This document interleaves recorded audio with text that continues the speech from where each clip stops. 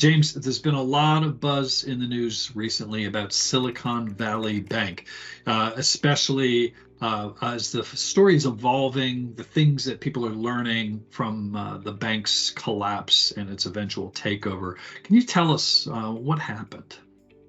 Sure thing, absolutely. So here's the 60-second version. So Silicon Valley Bank, also known as SVB, is a publicly traded company that was founded 40 years ago. And at the time, they were the 16th largest bank in the United States with $210 billion in assets. And as interest rates, as we all know, were continuing to rise, the value of SVB's investments in mortgage-backed securities continued to fall. So on March 8th, SVB announced that it would sell a wholly unrelated aspect of another part of their portfolio to cover this loss in value. Now, this sale resulted in a $2 billion loss, which sounds like a huge number, but is only 1% of their total assets, so pretty small. But unfortunately, this sale and the related press release sparked a run on SVB. The bank ultimately failed, and the FDIC had to step in.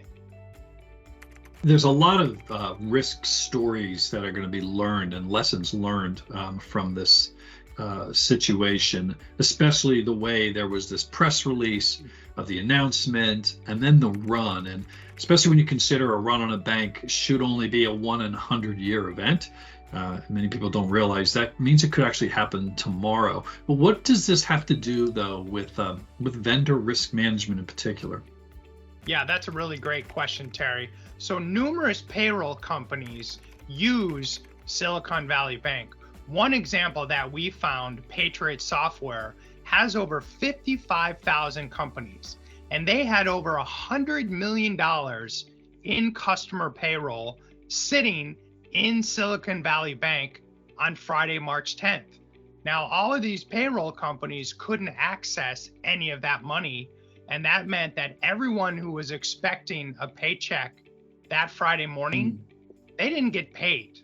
And if the FDIC had not stepped in to guarantee all of those uninsured deposits, tens of thousands of employees would never have received their paycheck. And this is a great example to me of vendor risk management, because quite often your payroll provider is usually the vendor that has more of your organization's money than any other vendor, and possibly more of your organization's money than all of your other vendors combined.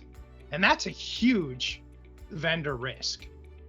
And that reminds me of the vendor risk assessments that companies perform of cloud companies, cloud hosting companies like Amazon and Microsoft and Google. Many companies now rely on them heavily to host their infrastructure, but they can't really find an alternative. They can't easily switch from Google to Amazon or Amazon to Microsoft because they've got so much infrastructure and data hosted in one location. These become the single point of failure vendors. So in the absence of switching rapidly from one payroll vendor to another, which I think would be nearly impossible for most companies, what is it that companies can do about this?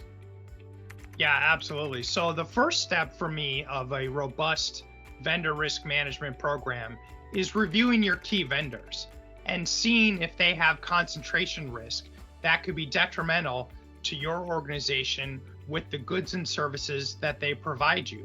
And for a vendor that provides all of your employees' payroll, if they have all of their money in only one bank, that's a huge red flag.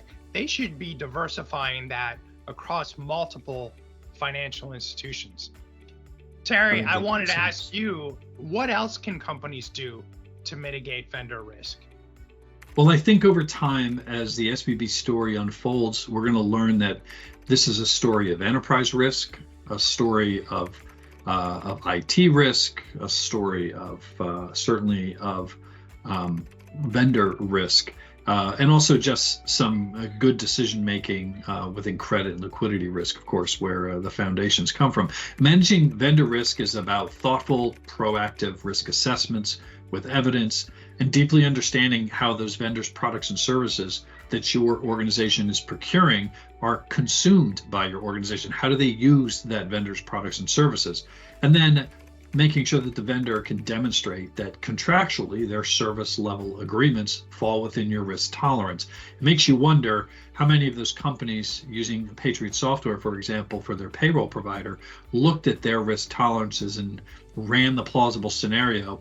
What if Patriot software can't perform within their SLA? A common challenge is really just getting to clarity.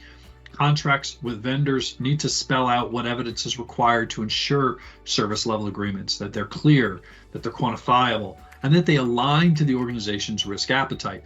Risk appetite might be expressed, for example, as a recovery time objective, and that's fine, provided that someone is actually looking at the service provided in alignment to the business need of the important business service. And one last point is that vendor risks are ultimately enterprise risks. And reliance on third parties is the norm in nearly every company today, whether you're a zero revenue startup or a $500 million revenue market leader. Having visibility across the business units or departments is crucial to be able to visualize risks in plausible scenarios through which important business services could be disrupted and impact your organization and ultimately your customers. And that's what needs to happen in vendor management and vendor monitoring. James, it's always a pleasure speaking with you. How should people reach you at Illuminate Advisory? You can find us at our website at illuminateadvisory.com, and I'm also on pretty much every social media platform on the planet under The James Green. Excellent. Thanks, James. This thought leadership conversation was brought to you by the Protect Group, leaders in enterprise risk management. We are online at protectgroup.com. I'm on LinkedIn as Terrence Lee and at terrence.lee@protectgroup.com. Talk to you soon, James. Thanks very much for joining me today.